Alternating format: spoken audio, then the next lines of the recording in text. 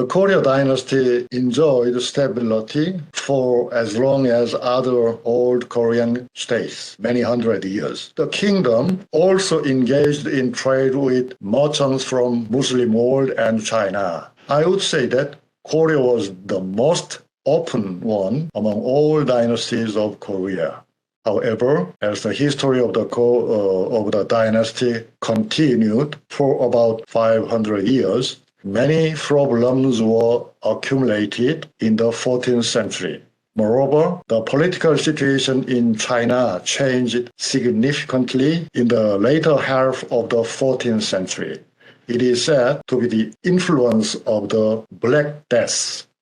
The Yuan dynasty collapsed and the Ming dynasty established by the Han Chinese. Using these changes, radical reformers overthrew the Korea dynasty and founded the Joseon state. In the 16th century, the Catholic Church in Europe was divided due to the Reformation, and secularization proceeded rapidly in the midst of it. The nation-states appeared and the scientific revolution followed. In a sense, similar changes came a little earlier in the Korean society as well. With the advent of Joseon, Buddhism was completely excluded from political scene, and there was an ambitious movement to create a rational and moral state based on Neo-Confucianism. In other words, Confucian civilization had begun. At the center of the change was King Sejong the Great, the fourth king of the new dynasty. He reigned for over 30 years and accomplished a lot, not only academically, but also in the field of science and technology and the arts. Perhaps the most representative achievement was the creation of Hunminjeongeum or Hangul. It was a new phoneme-oriented writing system. Through Hangul, Sejong tried to achieve Neo-Confucian civilization more thoroughly, but that goal could not be achieved within a short period of time as the king planned.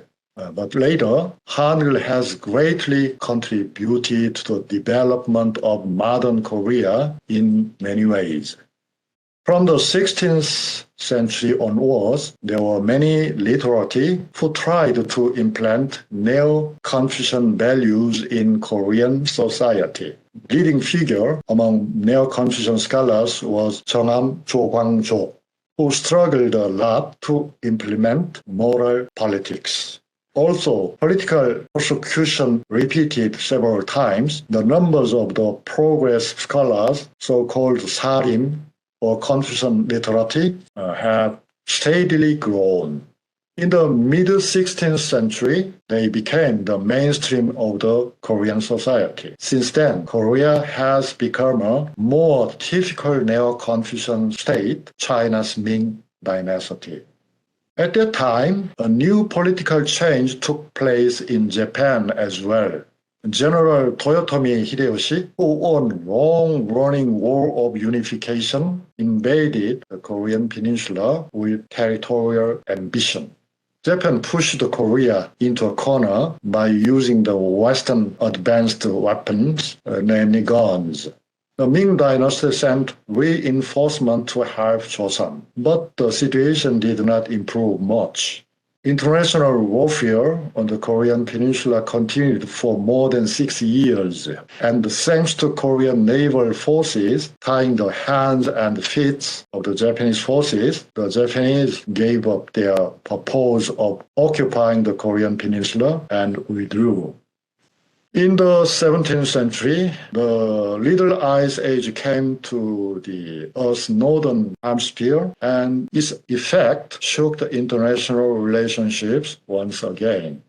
During the Hideyoshi invasions, the Manchus, who escaped from Chinese control, had a chance to increase their power and take over China in the long run. They first invaded Korea to cut off cooperation between Ming China and Joseon Korea. After being invaded by foreign enemies one after another, Korean society fell into an extreme crisis. Koreans raised their cultural self-esteem by advocating small center for Confucian civilization, 소중화, which was a cultural strategy to escape the national crisis more efficiently. It may have worked for some time to comfort the broken heart of Koreans, but it did not help much in escaping the chaos of the society. Collapse of the Korean Empire, which tried to achieve enlightenment against the aggression of the Western Empire. Even in traditional times, it seems that a political system has a lifespan of about 100 years. The Joseon dynasty was no exception. And from the 16th century onwards, social reform was the desperate desire of the people. The conservative ruling class, however, fearing reform, procrastinated with excuses. Some of the pioneers, so-called scholars for practical learning, in Korean terms, 시작자, advocated for total reforms of the society. However, because they were far from political power, the reforms could not be initiated. Meanwhile, in the 18th century, Catholicism came to Korea via China. Some progressive scholars welcomed it by calling it Western Studies, 서학. But in the late 18th century, the Qing dynasty persecuted Catholic churches using the ancestor worship issue as an excuse. Inspired by this, the ruling class of Korea also began to oppress Catholics.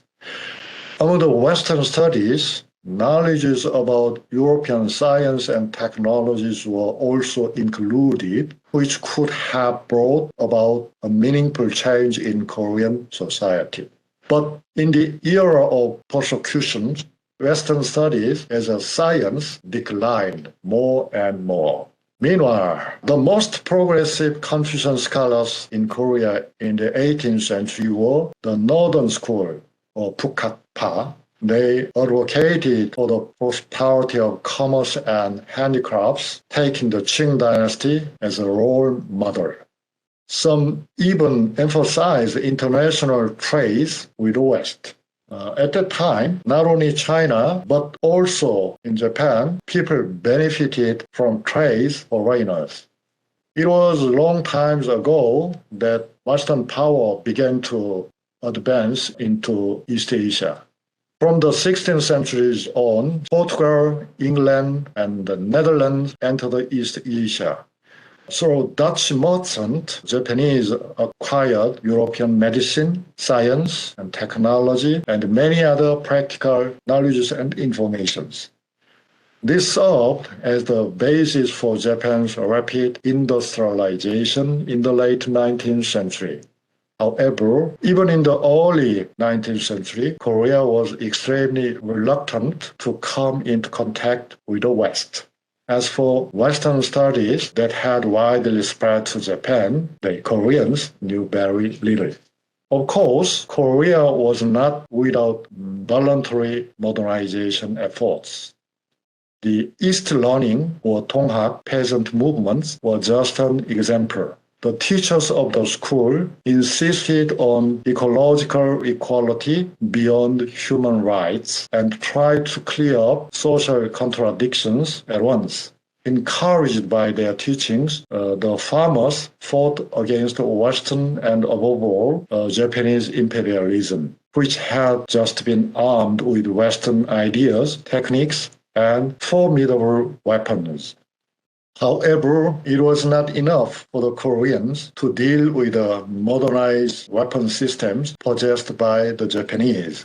But a small number of Korean officials and intellectuals tried to modernize their land. Who inherited the tradition of the Northern School. They, however, lacked political authority and also lacked capital and knowledge for modernization. Moreover, Few people supported them. The royal court called them the Enlightenment faction, but they were frustrated without being able to fully engage in their activities. Since the end of the 19th century, Western powers and Japanese imperialists have been fighting for dominance on the Korean peninsula. When Japanese won the Sino-Japanese War, 1894 to 1895, and Russo-Japanese War, 1904 to 1905, the international community recognized Japanese dominance over the Korean peninsula. Koreans didn't even agree. Many Koreans witnessed the miserable reality of the country's fortune from an early age and burst out in anger. They launched voluntarily anti-Japanese movement in various places. When the Japanese assassinated Empress Myeongsong in 1895, the resistance of the volunteers was really fierce.